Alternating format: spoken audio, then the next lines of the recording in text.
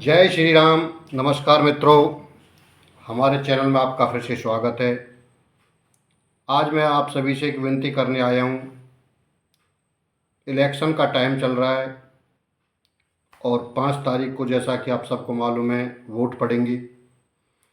तो मैं किसी भी पार्टी का यहाँ पर समर्थन करने नहीं आया और ना ही मैं किसी पार्टी के लिए बोल रहा हूँ कि आप किस पार्टी को वोट दें। चाहे बीजेपी को दें, इनेलो को दें, बीएसपी को दें, जेजेपी को दें, कांग्रेस को दें, किसी को भी दीजिए, आम आदमी को दीजिए।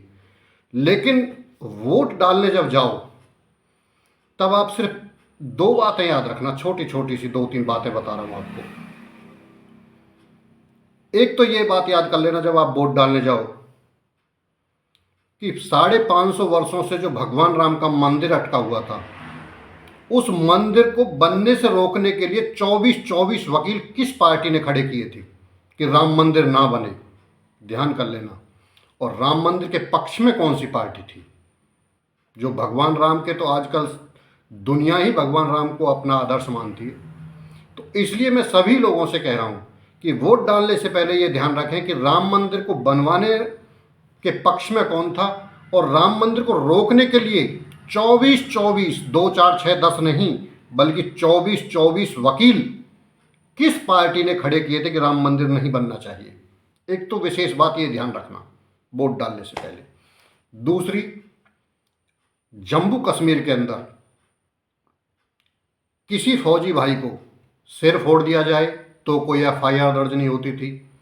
किसी का पैर तोड़ दिया जाए, हाथ तोड़ दिया जाए, उनकी गाड़ी फोड़ दी जाए पत्थर मार के, तो जम्मू कश्मीर के लोगों पर एफआईआर दर्ज तक नहीं होती थी पहले।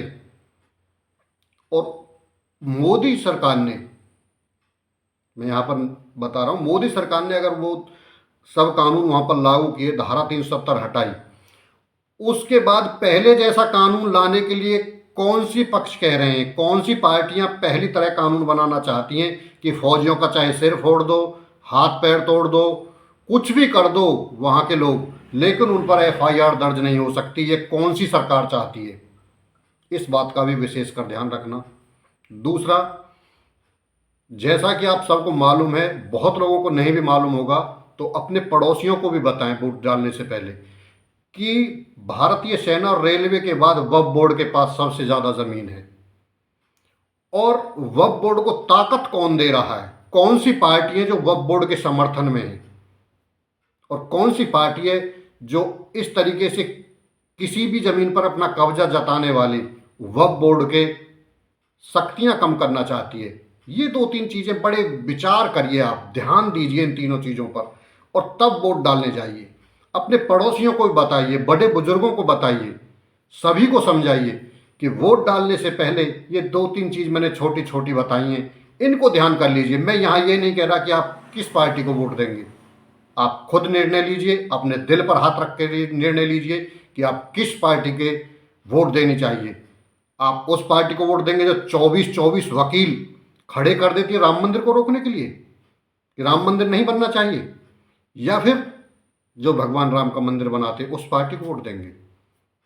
निर्णय आपका है, आज़ाद हैं, वोट कहीं भी डाल सकते हैं, लेकिन दिल पर हाथ रख के सोचना जरूर एक बार वोट डालने से पहले। वक्फ बोर्ड, जम्मू कश्मीर, भगवान राम का मंदिर, सब ये सोचने के बाद आपका निर्णय ही आप पर छोड़ते हैं, आप क्या फैसला लेते हैं। और आजकल सभी लोग समझदार हैं, निर्णय आप उचित ही लेंगे। तो मेरी सभी से यही विनती है कि अपने अड़ोस पड़ोसियों को भी समझाएं, आप भी समझें और जो मर्जी जिसको वोट डालें। मैं तो बस यही कहता हूं कि लेकिन वोट डालने से पहले इन 2-3 चीज़ों को याद कर लें और सोच समझ करके वोट डालें। जय राम जी की। धन्यवाद।